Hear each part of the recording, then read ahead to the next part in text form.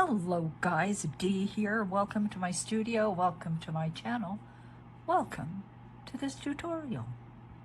You know, I have been going through all my stuff. Yeah, all my stuff.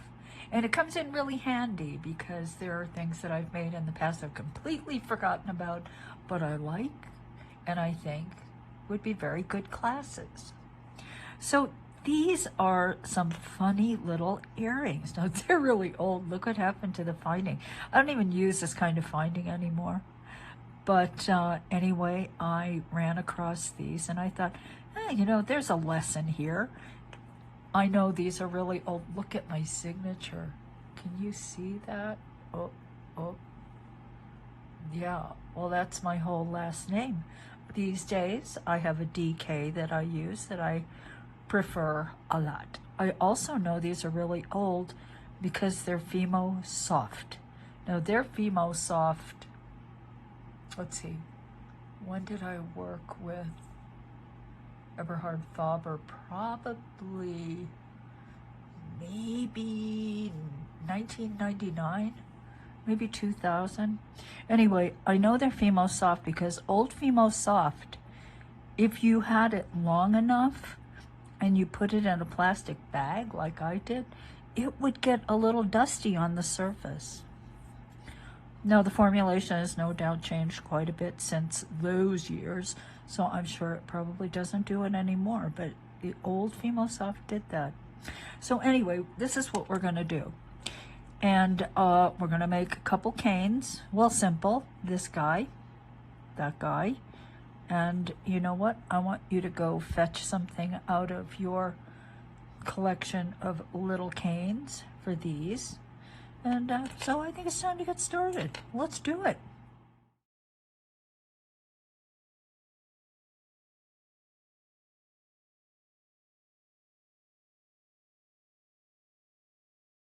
Okay, so the first thing we have to do is we have to make a cane. We have to make that cane.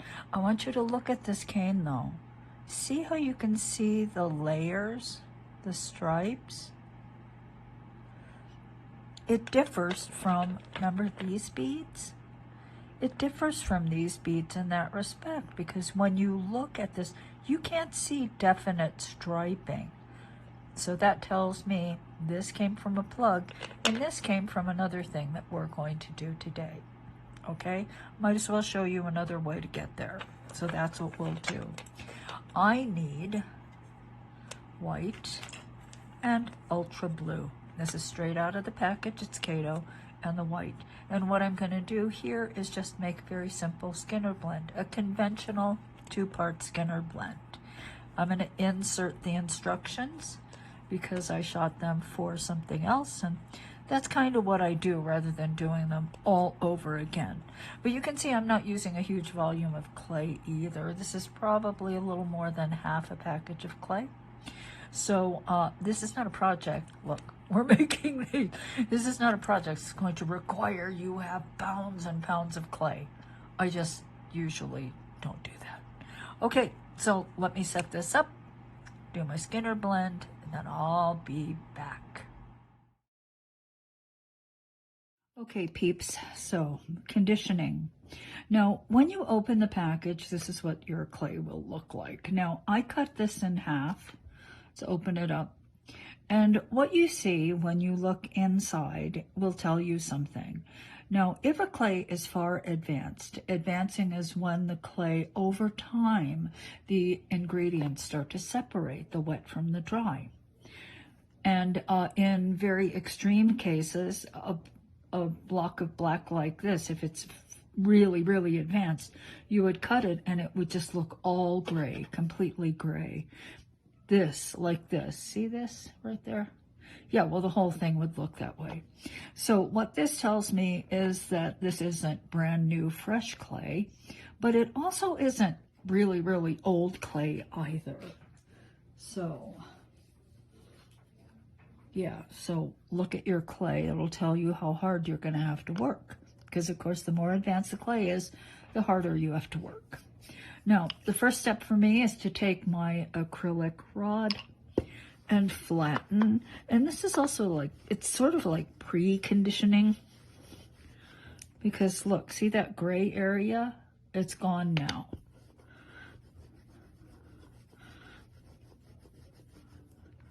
So it's almost as if the clay is returning to its more liquid state. I mean, of course, this isn't liquidy.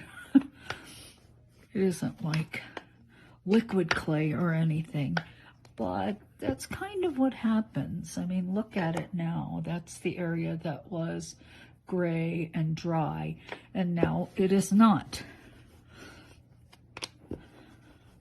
Now, I do this, see this area, now this is a little bit different. When these clays are packaged, well, it's a heat seal. It's a heat seal. Now, I don't pay much attention to it. Ordinarily, I would just work it in, and I think it would probably be fine. But there are instances where it's so hard that it's basically cured. It's basically cooked. This happens with all the clays. Any clay that is heat sealed like that, chances are it's going to happen at some point in time.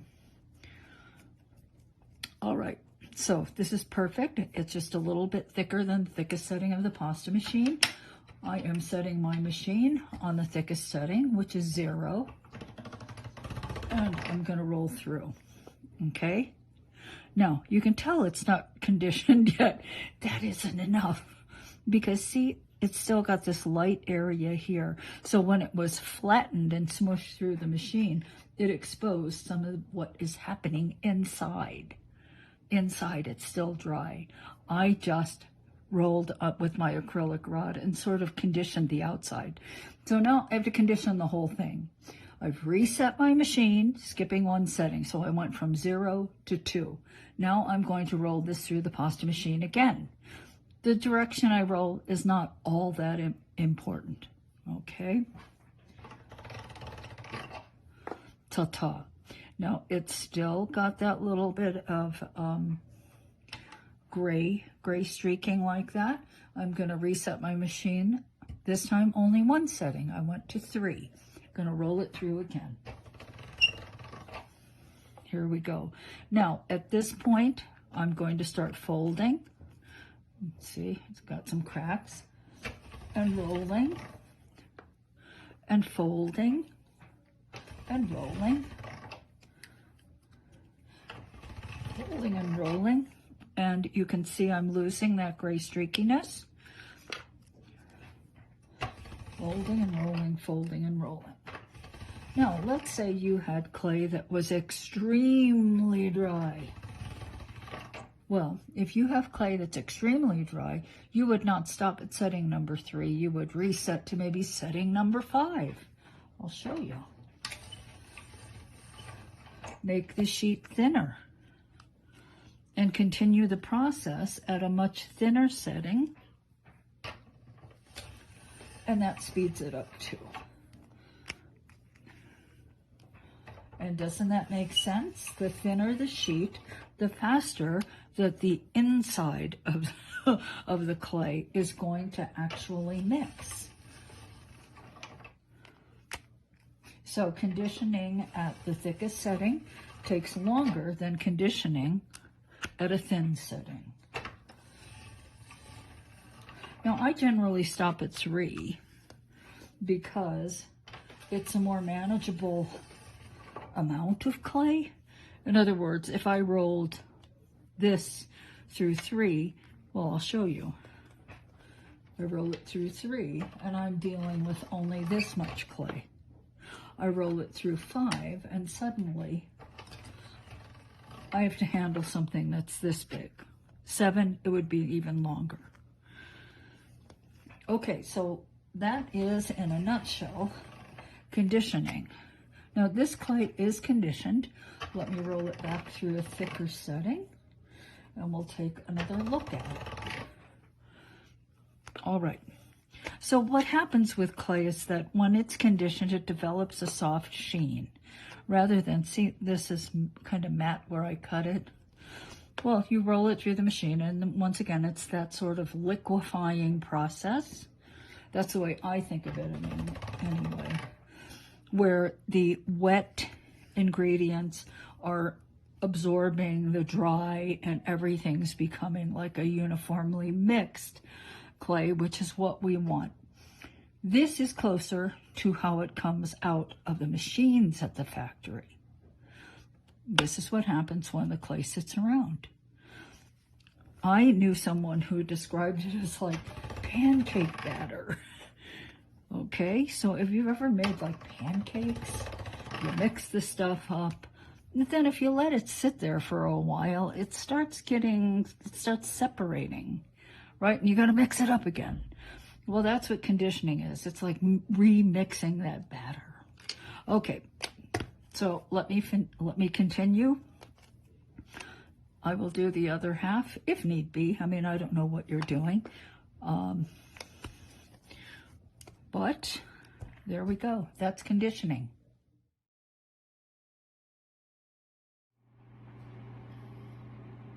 Hello, Donna here. Welcome to my channel. The topic of this basic tutorial is the Skinner blend. I'm holding it in my hands. It is a very simple technique for creating a sheet of color that seamlessly grades from one to another. Now, it takes 2 to do a Skinner blend. That's the minimum, but you can do many, many, many colors. You're not limited to just 2. For this basic tutorial, we will only be doing 2 colors, however. Now, the technique itself was introduced to the community by Judith Skinner, who is an artist, and I think she's a mathematician, because this is a beautiful, elegant exercise in applied mathematics, I think. So, it changed the face of polymer clay. After Judith introduced this, I think the very look of polymer clay completely changed in cane work and flat work in all ways. So her contribution to our medium really can't be underestimated. It's just huge. So let's begin. Pearl, I'm going to use pearl and blue. I've conditioned these clays, and I even softened them a bit with the clay softener. And this is approximately almost 2 ounces of clay, not quite. I've rolled these through setting number 2, so we will make our blend on setting number 2. Now, you could use a thicker setting, but it would take you longer. So 2 is a good one. Now, I'm going to take sort of a corner and pull it over to the other opposite, what would be corner, because the basis and foundation of a simple 2-part Skinner blend is a right angle triangle. So let's repeat, do the same thing, corner to corner. And you can see I have basically a triangle here. They are the same size and shape in the most elementary Skinner blend. So I will make a cut first along one, just to remove some of this rough edge. And then I will repeat and cut here. And this is where the 90-degree right angle is, this corner. The fold is here. So the 90-degree angle is opposite the fold. Now separate them, put them back together, and offset the pieces so that the corners do not meet. If the corners meet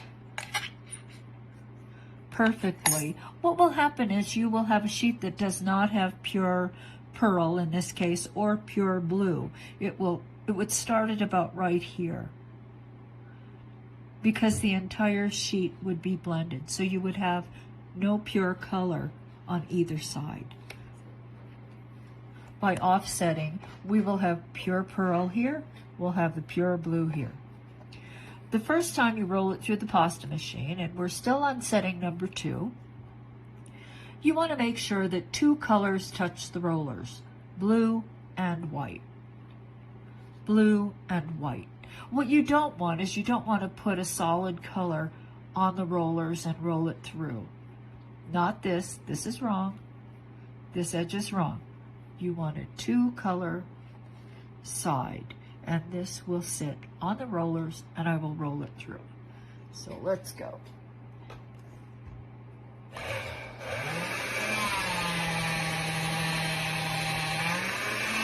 Okay, so there's the first. There is the first time through. All it did was make it longer. Now, every time after, you're going to fold exactly the same way. You're going to take and fold the same color, pearl on pearl, blue on blue, place the fold on the rollers and roll through.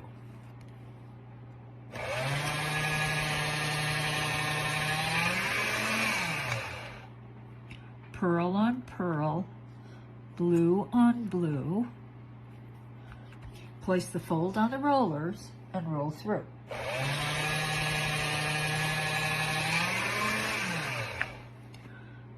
Pearl on pearl, blue on blue, fold on the rollers, roll through.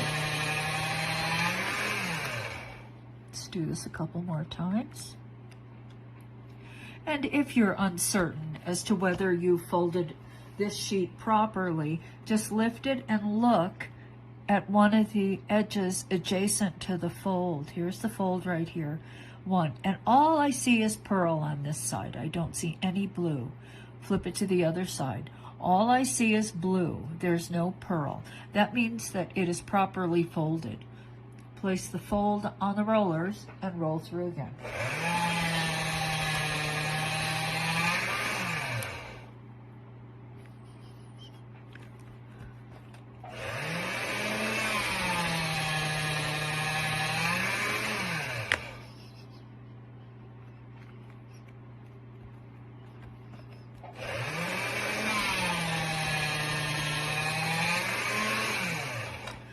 Now, I don't know how many times I've rolled through, but clearly I'm going to have to continue this process of folding and rolling quite a few more times to get to this point. You can see the difference. So just be patient and keep folding and rolling, because there is no set number of times you're going to fold and roll. That largely depends on how translucent or opaque your clay is, the amount of contrast between one color and the other. If there is no contrast, let's say this was orange and this was red, very little contrast, it would appear to blend much, much faster.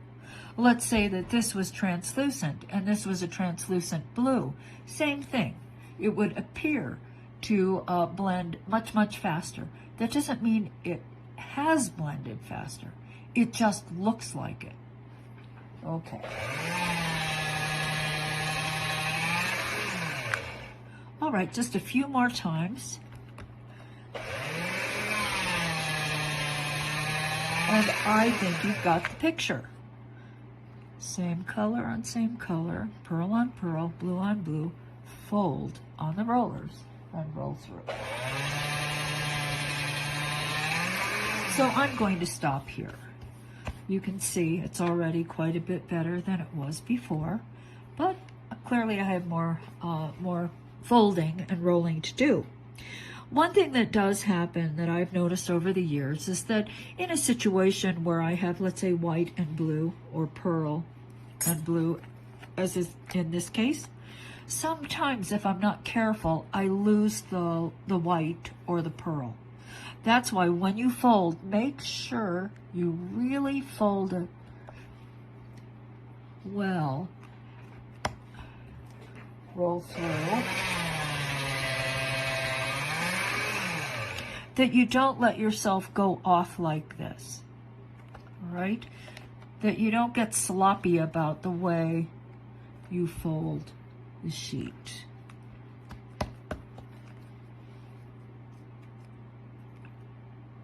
Now, I've picked up some blue. I'm going to roll it through.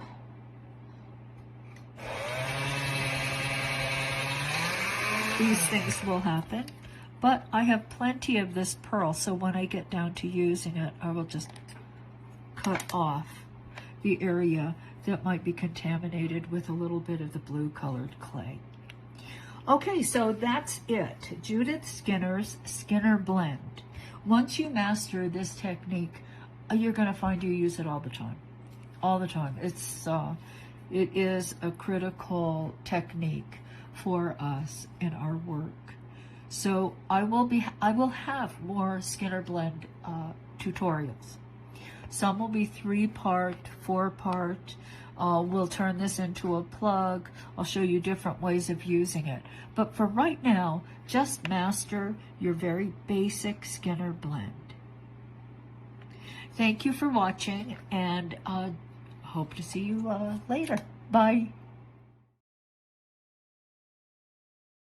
So here is my Skinner Blend.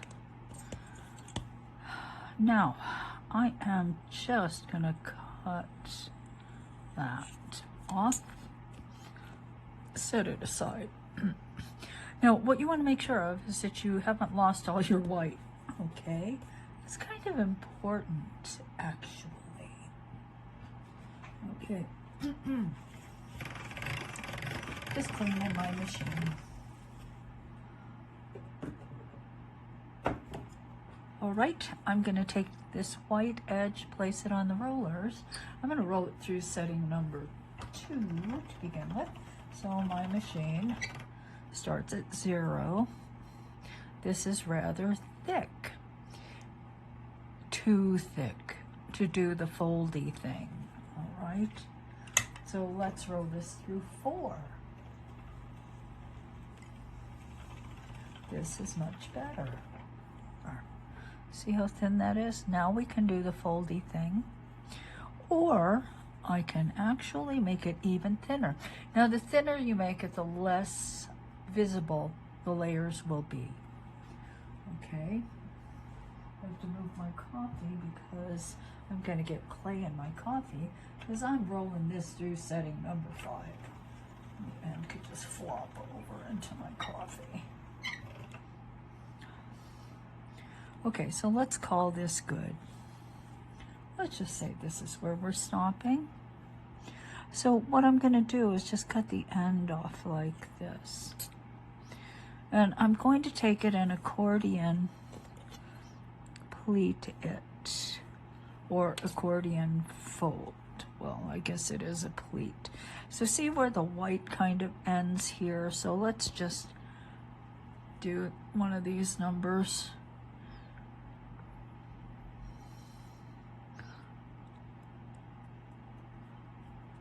Push it over to the end like so, then pull it back and fold it, then take and pull it back again,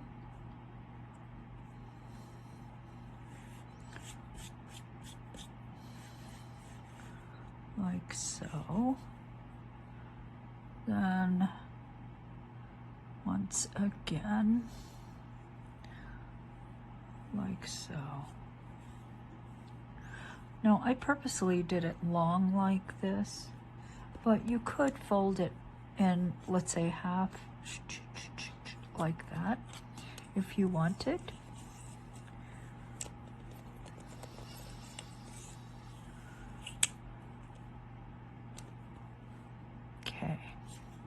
And you would have more, of course, more layers. But let's see what we have here. Just cut this end. That's what it looks like here. But let's cut it on the side.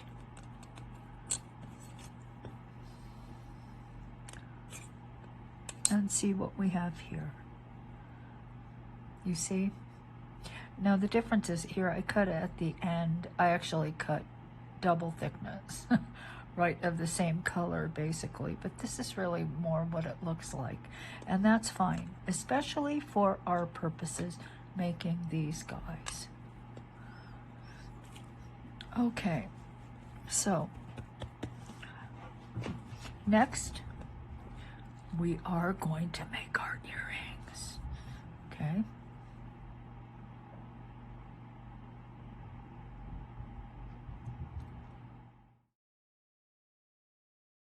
Okay, peeps, now we're going to make the striped slab, red, orange, both rolled through the thickest setting of the pasta machine. I'm going to take the red, put it on the orange. This is my favorite. You could. I love red and orange stripes. Don't ask me why, but I do. I do.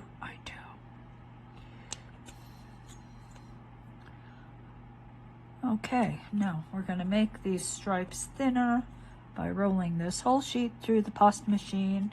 This is just, you know, a simple striped slab. I make these a lot. Okay, into the machine you go. Reset my machine to the thickest setting. Okay, cut it in half. I don't bother measuring, really.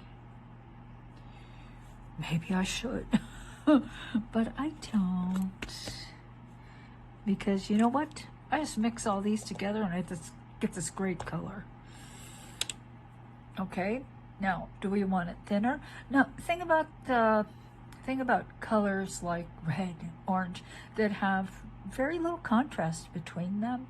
So you might not want to make it thinner.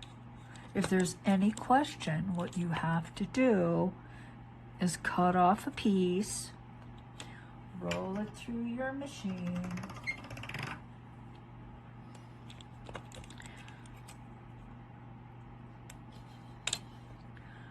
cut, put them together again.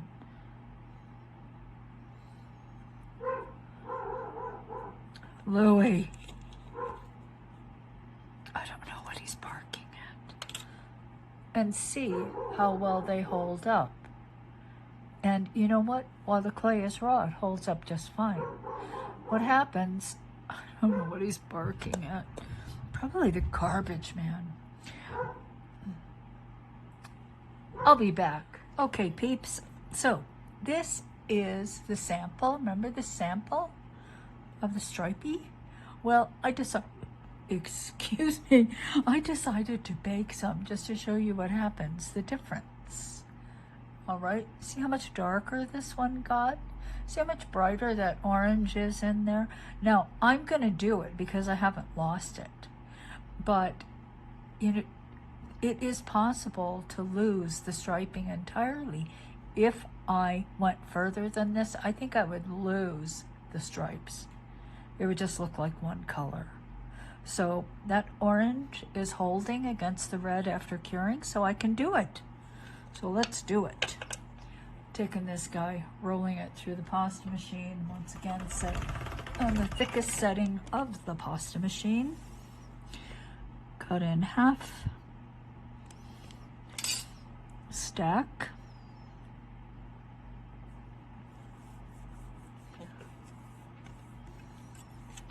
Let's cut it in half again. Stack.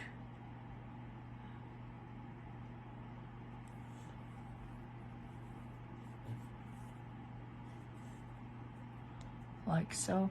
I think I'll go one more time. Cut it in half again. Stack them up.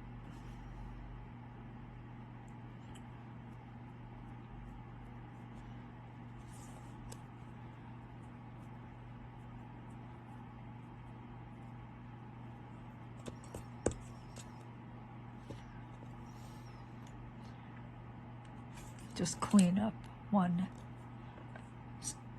face like that. So now we're ready. We're ready to make this middle section. And all it is just a tube bead, okay?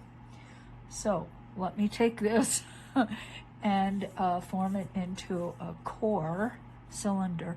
Actually, you know what? I'm gonna use this color, which is a mixture of these two colors. Okay, and that's what I'm going to use as a core. But let me just do this because you might see it. You know, it is totally possible you see it. Okay, rolling that. made it just a little bit thinner because it's a little bit easier to roll up.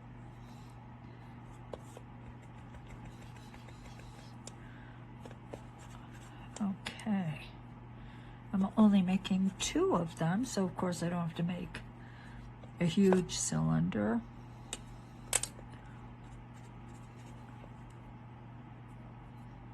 Okay, this is going to be way more than I need. It's okay. Let me cut. Now, I'm not measuring or using my Marksit. I could use my Marksit, but you know, I'm going to be rolling, placing this edge on the rollers and just making the pattern longer this way.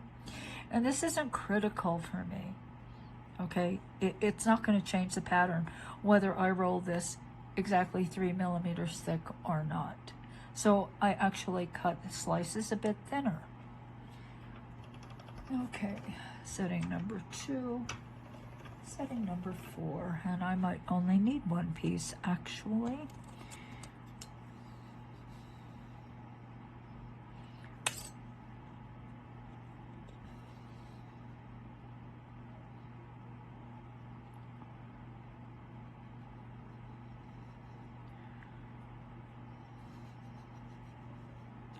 Okay. Now I'm going to be rolling this and making them smaller. So the pattern, of course, gets smaller. The stripes get smaller.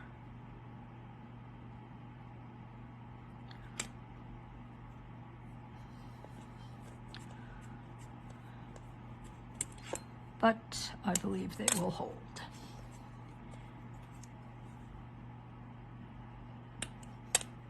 Let's just take that much. What I'm going to do now is put the hole in at this very moment. Okay, needle, straight through the middle, flip it over, find the center, pierce it through, thread it on, and start reducing it on the needle. Just pinching, pinching, pinching. Okay, now do I have a needle? I keep putting these on the end because it just seems like such a good idea. But sometimes I might actually need a needle with nothing on the end. For instance, now. Huh. Okay, well, let's see. Okay, when you're making 2 beads, which is what I'm making right now, the way I do it is just as you saw me so far, but when I get it on and I start reducing, I actually take the ends and pinch the clay down to the needle, okay? I want it kind of snug at the ends, and then I roll lightly, lightly. If you press too hard, you end up pushing the clay away from the needle, and then it can get quite sloppy. Okay, so you want basically to lightly roll. You want that clay to move down the needle and not enlarge. You don't want the hole to get larger.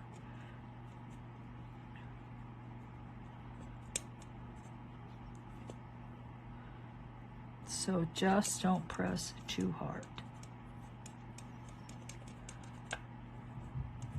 You'll be sorry if you do.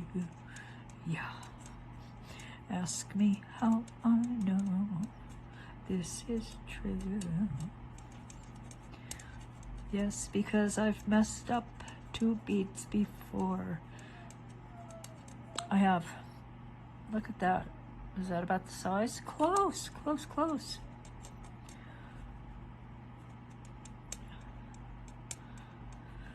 Okay, so this little guy, I'm gonna have to slide off and bake. And it's unfortunate because I put this is 2-part epoxy, I'm not gonna put this in the oven. Now, if this wasn't on the end, I could just take this whole thing and pop it in the oven, no problem. But since I have this on the end, I can't. So that is going to go in the oven right now. I'll be back. Okay, peeps, so I'm gonna do one thing. I put it in the oven, I took it out. Well, it was in there for like a moment. And let's see, how big? What have we got going here? It's between 3 and 5. Shall I make it 3 or 5? Okay, I'm gonna make these 5 millimeters. So I just take and I transfer the mark. See the mark? So after it's cured, I'll be able just to cut. Okay.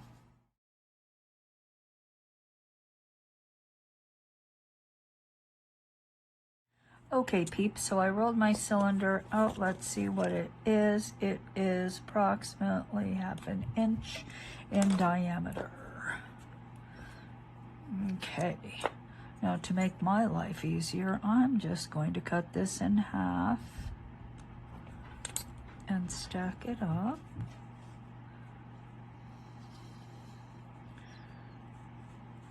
And this will definitely make things a bit easier for me. Okay, so let's cut at this end. Ta-ta. Or does it look better over here? I guess it doesn't make any difference, does it?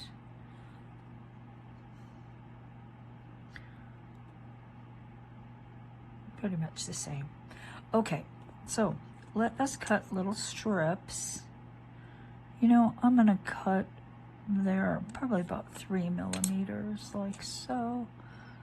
Maybe I'll make a couple cuts like this and place this edge on the rollers of my pasta machine and thin it down to about setting number 3. Something like that.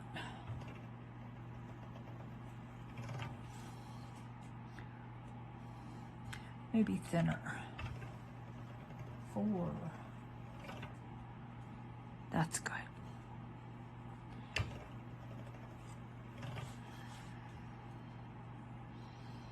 Okay. Let's just put this on like so.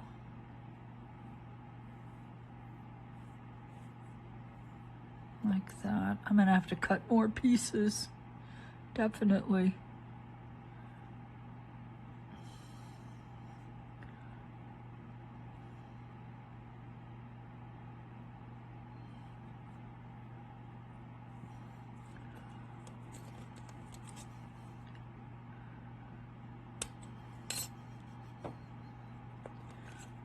I'm gonna make more than one pair of earrings, I think. Might as well. It's more efficient.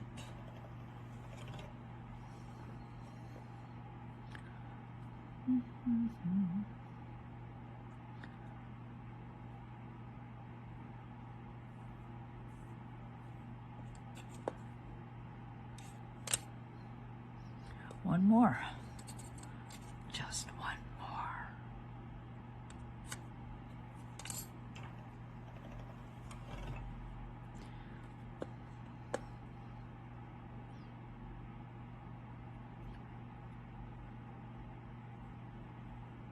Ooh, so close. Look at that. So close. So close, so close. Let's do the Sarah Schreiber. Let's do the Sarah Schreiber trick. Cut to the middle, then place the blade next to the other side and cut again, and then remove this little wedge.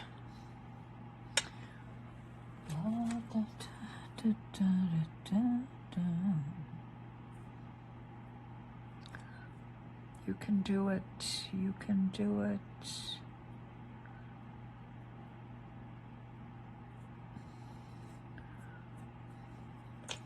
Then close. And roll.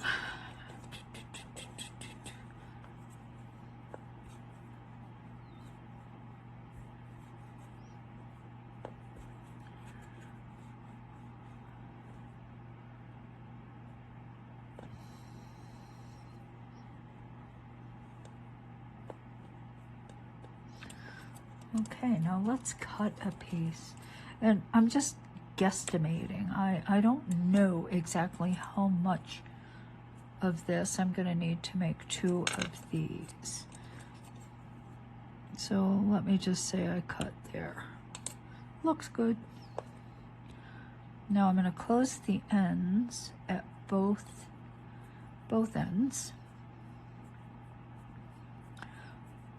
by sort of drawing up the pattern around so that it covers up the scrap. We've done this a jillion times before. I think I could do this in my sleep. Oh, I don't even have to look at it.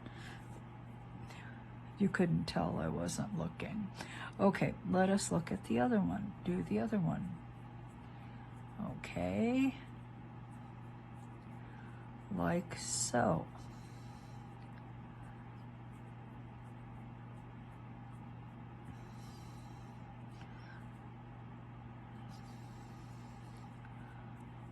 And draw the points out at the ends, like so.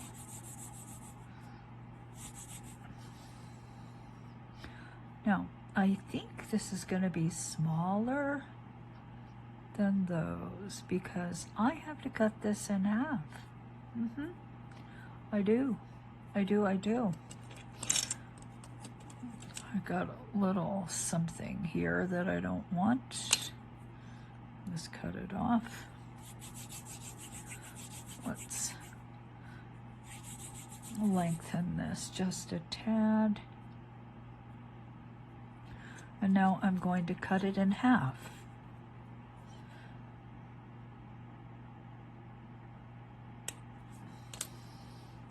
And close these ends.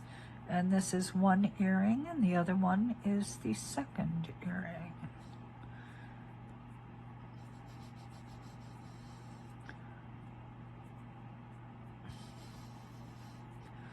Now, if this is too small, look, I have more.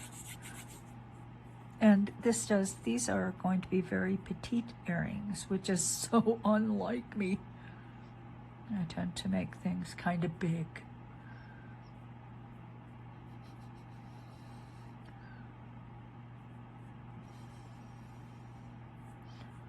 But everybody doesn't like big.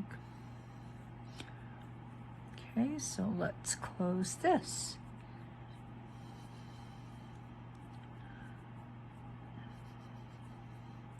Now, in retrospect, as I'm looking at these, and let's just compare the two of them, the old and the new, so it'll be more obvious.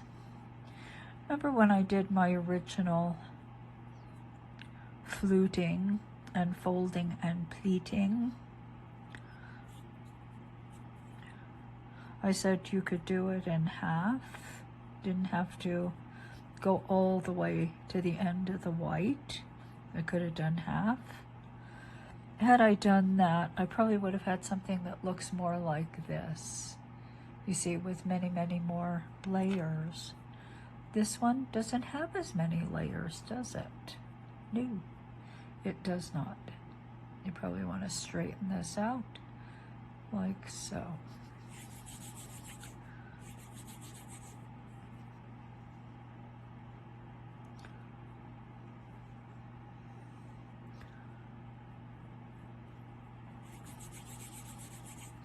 But I think these are fine. And if you watch this class, you'll know that you can do it a completely different way by making very short plugs.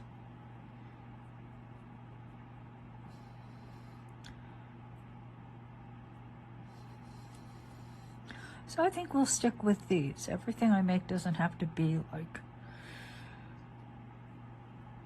sized up. Doesn't have to be. Can be, but doesn't have to be. Now, what might be interesting, okay, so what I've got going here, I need to make this color.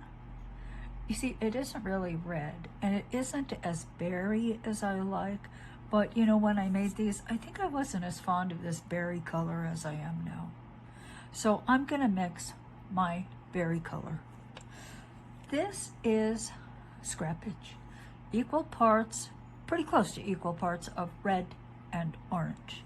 So what I'm gonna do, and let's see, let me roll this through. I want these through the same setting. This is through thickest setting. Let me roll my magenta. This is just magenta out of the package. And what I'm gonna do is mix equal parts of these two colors. Okay.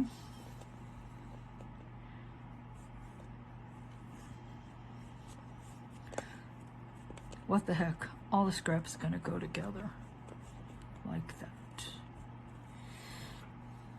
Mixing.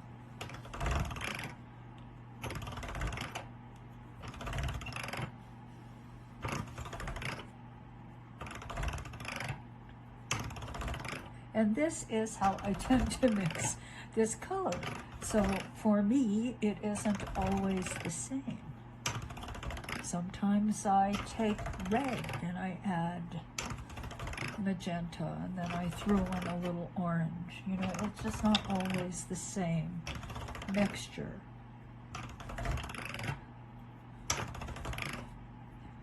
But what I like is not really, really specific. So there's a pretty wide range of berry colors that I find completely fine and good and wonderful. Okay, so that's what happened here.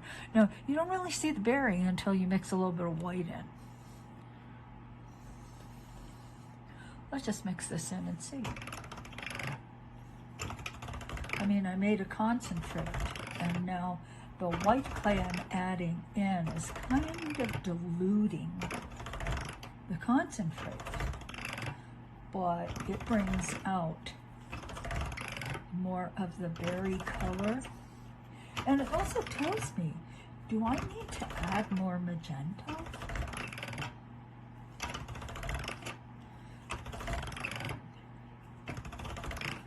Or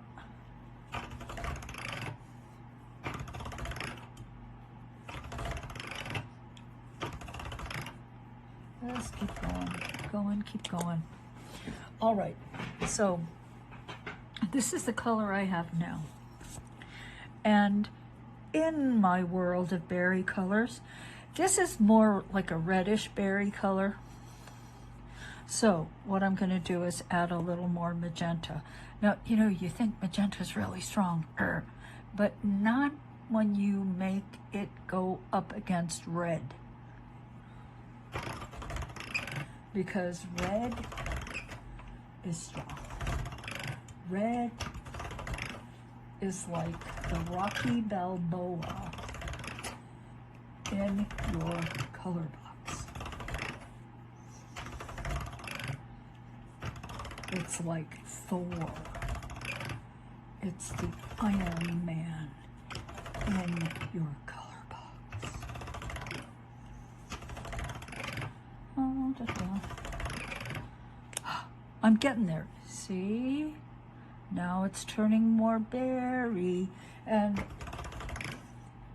I'm not going to go any further. I could turn it more, even more to the berry, but I think this is going to be fine for this guy.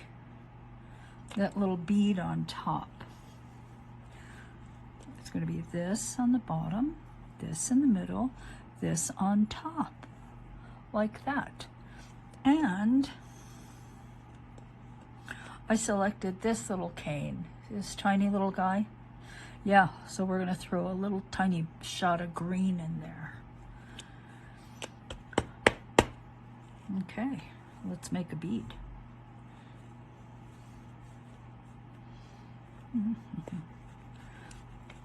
They're tiny.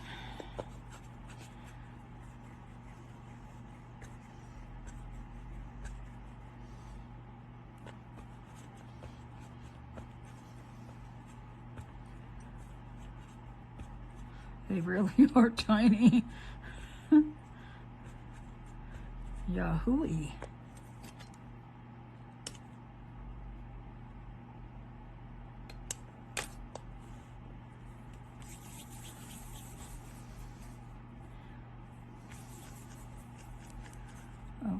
Okay.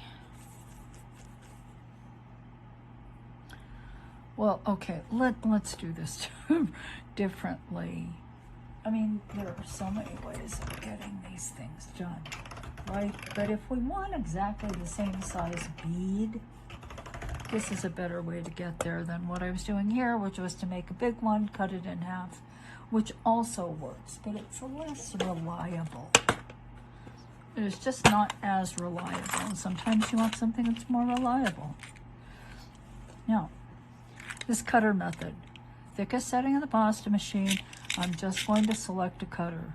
Just select this one and see what this gives us as a finished bead. Could be too small, could be too big. We don't know until we try.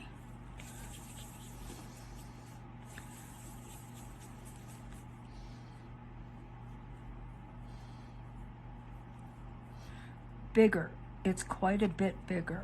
Okay, so if I really want a bead that small, obviously I have to cut a smaller circle. That one's not significantly smaller. How's this guy?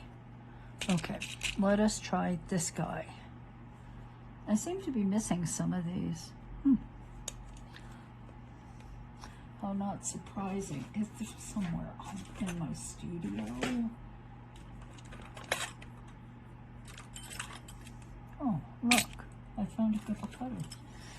Okay.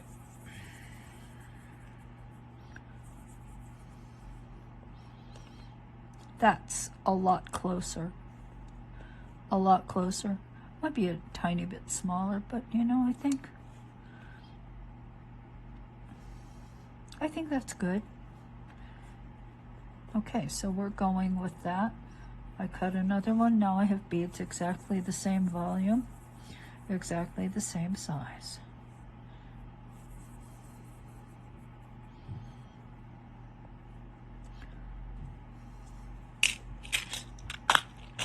Yes, that is a better method. Okie dokie. All right, so let's prepare our teeny tiny beads. Gonna pierce a hole.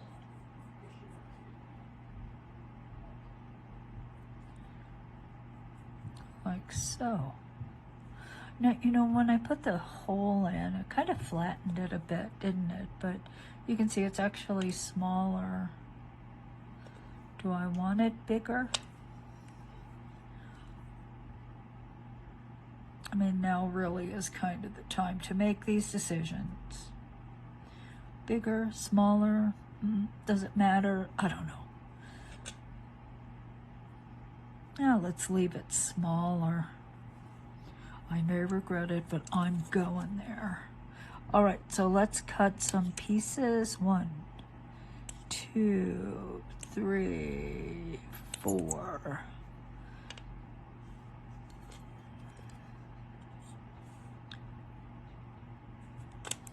One. Oops. Stay.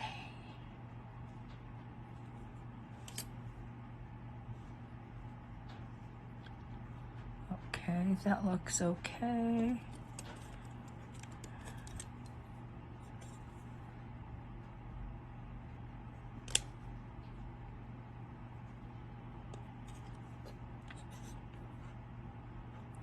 What I'm doing here is I'm pushing it down so it's stuck. Then I take my blade and I just slide it over and pick it up. It makes it a little easier. I mean, these slices are so tiny. If I have to try to pick them up with my hands, well, I'll squish them. They'll get destroyed.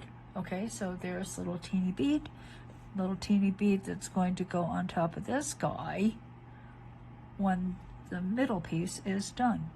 Now, let's look at the color, because, you know, I happen to really like this cane, so it's easy for me just to reach it because I like it. I use it a lot. It looks like an olive. I love olives. But maybe it's not right. maybe I need some cane that has maybe a little of violet or something. Because as I'm looking at this now, even though it's tiny, it makes a difference. I need a different cane. I mean, I'm just going to leave that there. I'm going to look for a different cane. I don't think this is the right one. Okay, so I pulled several canes out. I pulled this one, which is a very, very small Skinner blend of violet to lavender wrapped in lime green. Then I have this guy that I really like, which is a peach in the middle, then a lavender, and then kind of a limey green around the outside. And I think that's the one. See? I think that's the one. So that's the one I'm going to use. All right. I need to cut another one of these guys. Which one did I use? Oh no. Oh no. I think it was this guy.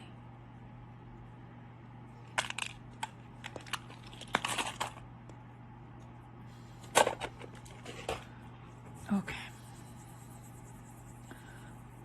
Let's see. That one just didn't look right to me.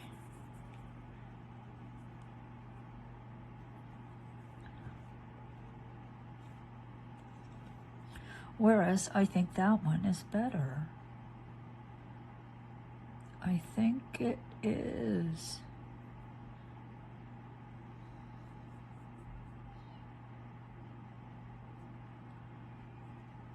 You know, it... I didn't drill a very good hole.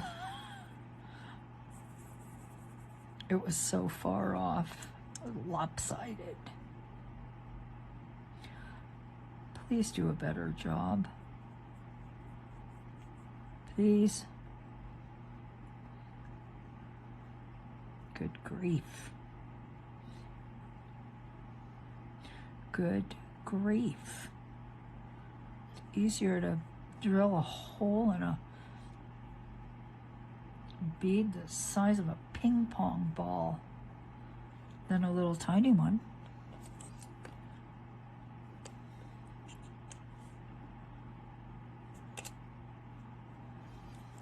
Yeah, like it. 1, 2, 3, 4.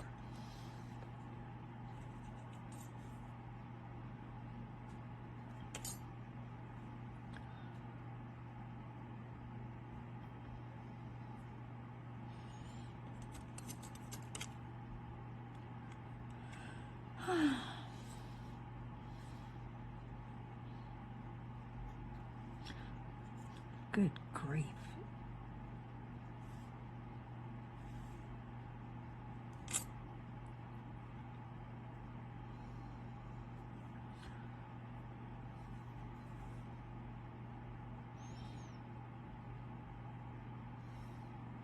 That looks better.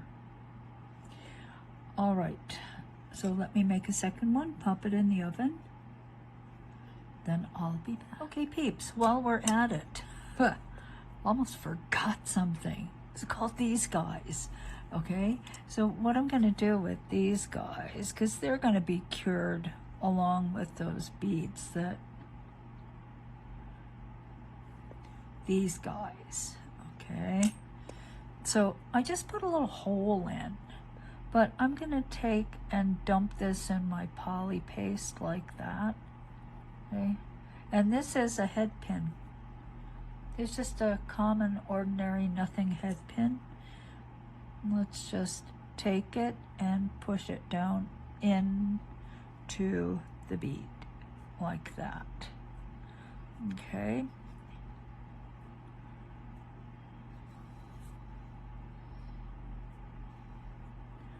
Like so.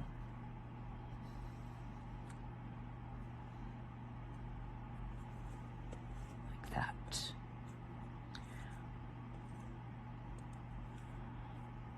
Number 2.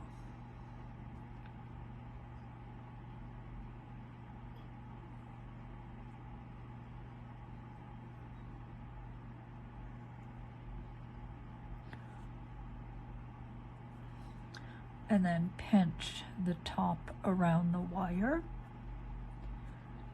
close it up, and then that head pin is in there and it's not just going to pull out.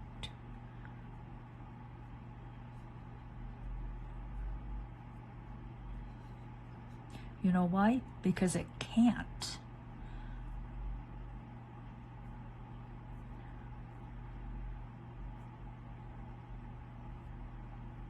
The poly paste and the head pin will bake in there and I won't be able to get them out.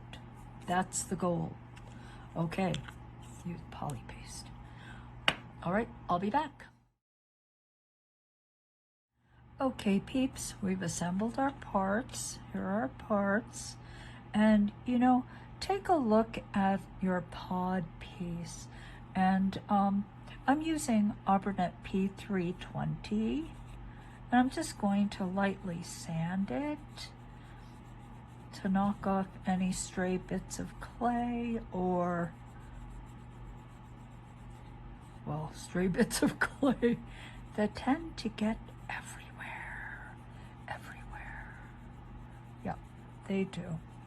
And the 320 is a nice grit. It takes it off, but it's not too rough. It's not like a brutal Auburnet grit. Okay, you know, P80 is brutal. Okay, so I think that looks good. I'll put a little bit of Nivea on that later. So these two are ready. Now all I have to do is cut these. You're gonna take a nice sturdy blade and find your mark. There's my mark. And now I'm just gonna try to cut straight down, and it may fly across my table. They've been known to do that, but that one wasn't too bad. Let's hit the next one. Okay, come on. Just slowly go down through. There we go, both of them. All right, so we're gonna thread them on like this, that guy, and then the little guy on top. Now, as I'm looking at these, I swear, when I did these, those many years ago, I must have done them when it was all raw. I'm thinking I did. I work so differently now. I think I did. So you can see the difference between them. But yeah, I'm sure I did.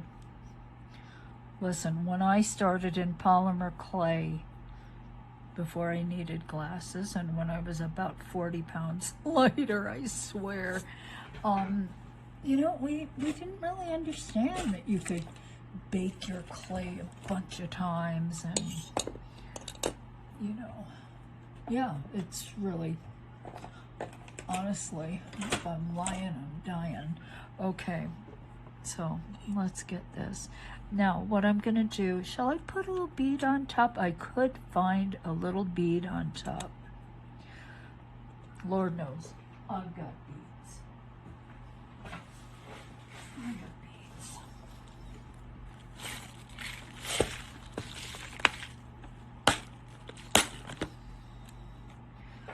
Now, I chose kind of a little yellowy, ambery color bead. Let's look on the bottom. Well, I have a lot of choices here. I do. I got crystals. Got lots of little beads. I think that little ambery color bead is rather nice, but let's see. I'm not sure I actually have that bead anymore. That is a Japanese E-bead.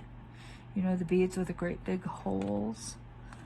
And perhaps I have them, but I honestly don't know where they are. Okay, so let me fish through my selection of various and sundry beads and see if I can find something suitable. Yeah, I'll be back. Okay, peeps, so I kind of found a purpley, coppery, sort of indescribable color. What color is that? Am I losing my mind? I mean, I can't even describe. Anyway, I like it well enough. It's what I'm going to use. Now, when I made these original ones, I used a telephone wire. See that?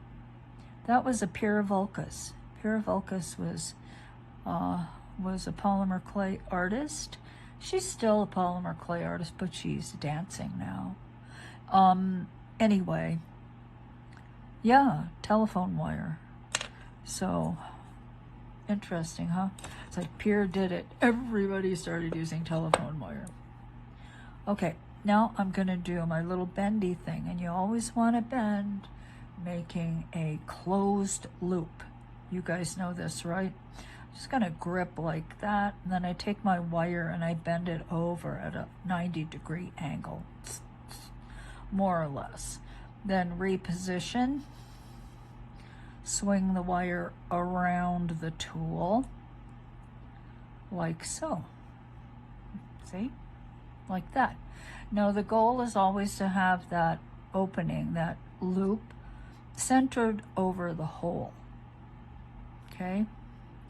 Yeah, I know. Center it over the hole. I mean, it's the goal. Oh no. Oh no. Okay, well, hello. Hello. It's a good thing I have so many more beads. Okay. And then you just swing it over and wrap the neck a few times. I ended up wrapping that neck more than a few times. I did. It's okay. All right.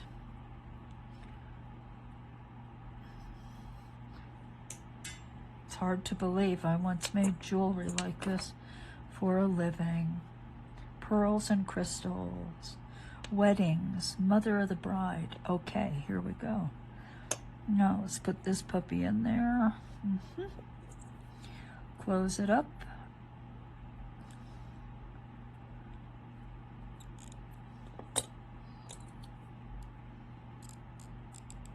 And we have one earring. One cute little earring. Okay, let me make the other earring. I have to find that bead. I'll be back.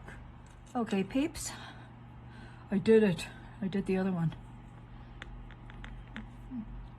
Hit the bottom with just a bit of Nivea. It's so greasy. Yeah, which makes it perfect for clay.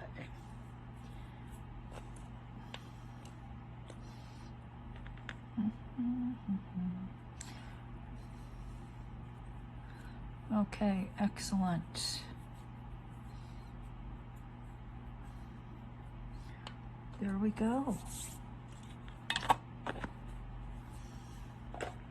And we have earrings. Circa 2000 maybe? No, 1999 maybe. But you know, I think they're really cute. They're just fun. They're fun earrings. I'm gonna hold them up and look. Yep. They kind of look like circus earrings. I don't particularly like the circus, but I tend to make a lot of things that look like they belong in the circus. I don't know what that's about. I'll be back. Oh my God, this is hysterical. I made this earring with the wrong bead. Not only is it wrong, it's raw. Okay, I have to undo this and do it again. And hope that the wire doesn't snap. Wish me luck, guys. I'll be back. Oh my goodness. Look at that. Okay, peeps, I corrected my error. took the raw bead off and put the cured one on. Okay, so if this ever happens to you, hopefully it won't. You know, I think that's the first time. No, it can't be the first time it's ever happened. Anyway, if that ever happens, just remember that wire can only be bent so many times before it snaps.